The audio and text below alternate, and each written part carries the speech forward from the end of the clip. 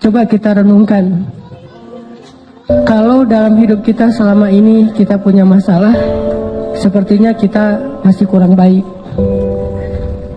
Karena kalau kita ada masalah, pasti masalah itu muncul dari keburukan-keburukan kita. Bisa keburukan hari ini, bisa keburukan kita yang di masa lalu. Nggak mungkin karena kebaikan, pasti keburukan. Keburukan hari ini atau keburukan kita di masa lalu. Tinggal kita mengevaluasi keburukan itu. List kesalahan kita yang harus kita perhatikan, bukan list kebaikan.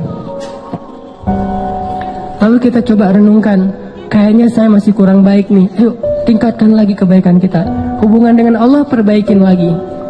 Datang ke rumah Allah seringin lagi. Terutama di prime time. Apa prime time-nya? Subuh. Itu waktu favorit tuh. Mengangkat kedua tangan lebih lama lagi, terutama di waktu yang Allah sendiri turun ke langit dunia. Udah gitu Allah bertanya, hal min dihajah, hal min taib, ada nggak hambaku yang butuh sesuatu biar aku kasih? Ya Allah butuh. Allah tahu kan butuhnya apa? Ya tahu kamu, kalau kamu kan pasti jodoh, nggak mungkin yang lain. Kalau kok Allah tahu jomblo. Apa sih masalah jomblo yang paling utama selain itu kan? Kita mah boleh lapar, kita boleh lapar perut, kita boleh nggak jelas hidupnya, tapi hati harus terisi ya. Kalau itu udah ada, nggak makan juga nggak masalah. Yang penting siangnya makan, paginya doang yang enggak. Nah ini teman-teman, artinya kita coba perbaiki lagi hubungan kita dengan Allah. Dan jangan pernah ragu bahwa hubungan kita kalau semakin baik dengan Allah, hidup kita susah itu nggak ada. Nggak ada pasangannya kayak gitu tuh nggak. Makin baik hubungan kita dengan Allah, hidup kita makin mudah.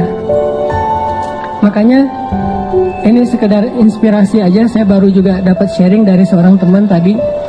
Beliau cerita dulu sebelum hijrah di sebuah pekerjaan yang nggak halal, beliau ngerasa hidup beliau penghasilannya tuh kayak lancar gitu, banyak untung besar segala macam.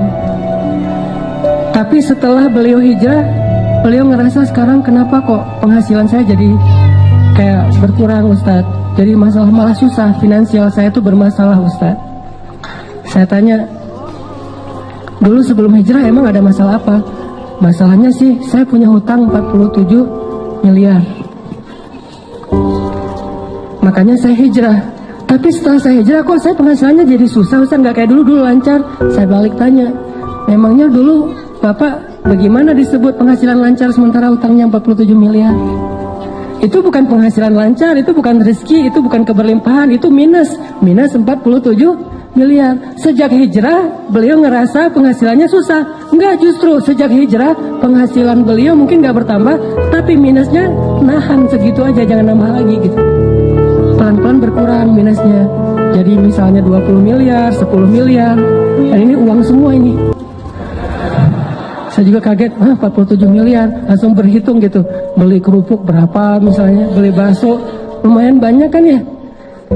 Orang sering salah paham. Dia ngerasa bahwa dulu sebelum hijrah lancar. Padahal nggak lancar penghasilannya, lancar hutangnya. Setelah berhijrah mungkin seret gitu. Tapi hutangnya juga seret, penghasilannya Allah akan perbaiki secara bertahap. Kayak orang sembuhnya pelan-pelan. Pertama mungkin hilang dulu panasnya, kemudian mulai hilang radangnya, kemudian mulai lemesnya hilang, udah agak sehat, bertahap. Artinya teman-teman nggak mungkin bersilangan. Sehingga kita coba belajar yakin. Wa may yattaqillah pasti yaj'al lahu makhraja. Jadi kalau kita berbuat baik, gak usah khawatir, kebaikan kita tuh gak bakalan sia-sia, gak bakalan. Berdoa gak bakalan sia-sia. Aduh, kayaknya sia-sia nih saya berdoa gak ada hasilnya, gak ada. Ini kayaknya rugi aja nih, saya selalu berdoa ternyata gak ada perubahan. Gak mungkin, doa itu ibadah. Dan gak mungkin ibadah itu rugiin kita tuh gak mungkin. Terus mana hasilnya? Mungkin kita belum paham tentang fikih doa, belum paham bukan tentang tata cara doanya, hikmah bagaimana cara Allah mengabulkan doa. Dikabulkan pasti kalau nggak ada penghalang. Mungkin salah satu penghalang doa yang dikabulkan kan makanan yang tidak halal kan ya, salah satunya nih. atau silaturahim terputus. Kalau nggak ada penghalang, doa kita pasti dikabulkan Allah. Cuman kita kadang terlalu memaksakan Allah mengabulkan seperti yang kita pengenin. Padahal bisa aja Allah ngabulinnya sesuatu yang lebih baik dari apa yang kita pengenin. Atau Allah mengabulkan doa kita dengan memberikan kebaikan yang sama nanti di akhirat. Toh kita hidup tuh nggak sekali, kita hidup tuh 2 kali, dunia dan akhirat. Dan bahkan dunia itu kita cuma hidup sebentar, 60-an tahun, dan itu pendek banget loh. Kita nggak pernah ngebandingin sih, makanya nganggap kayak usianya panjang 60 tahun. Coba bandingkan dengan umat kaum Nabi Solih, kaum Ad dan Samud, berapa usianya?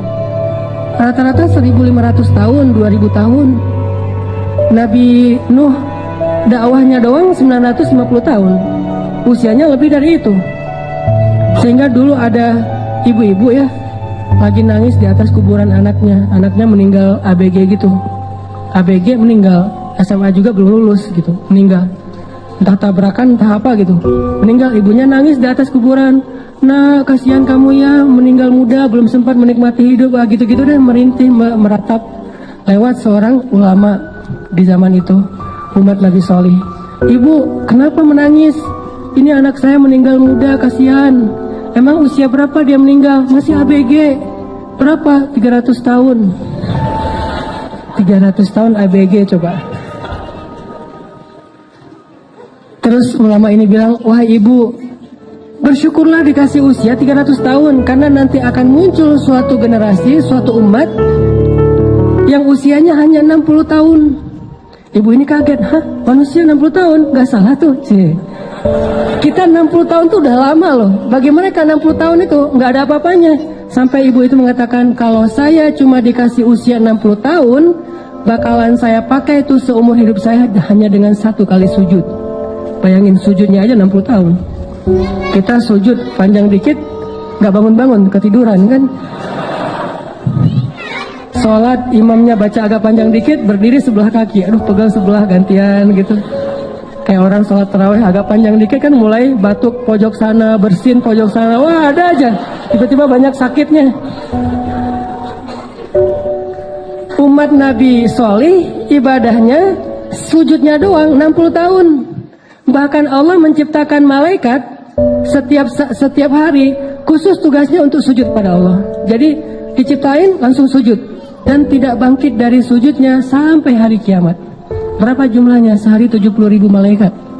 Setiap hari Allah menciptakan 70.000 malaikat yang tugasnya itu untuk sujud, memenuhi Baitul Ma'mur, memenuhi langit dunia. Sehingga Baitul Ma'mur itu kata Nabi sesek luar biasa. Saking seseknya, seandainya Baitul Ma'mur itu retak gara-gara dipenuhi malaikat, maka retakan dari Baitul Ma'mur itu akan jatuh ke atas Ka'bah tepat, penuh dengan para malaikat. Bayangin sehari 70.000. Dan satu malaikat itu ukurannya lebih besar daripada bumi. Bumi di hadapan para malaikat kayak bola apa? Kayak bola pingpong kali. Jibril doang. Satu Jibril ketika menyampaikan wahyu kepada Rasulullah, itu kan Jibril dengan wujud aslinya tuh. Kemana Nabi ngelihat ke langit itu ada wajah Jibril.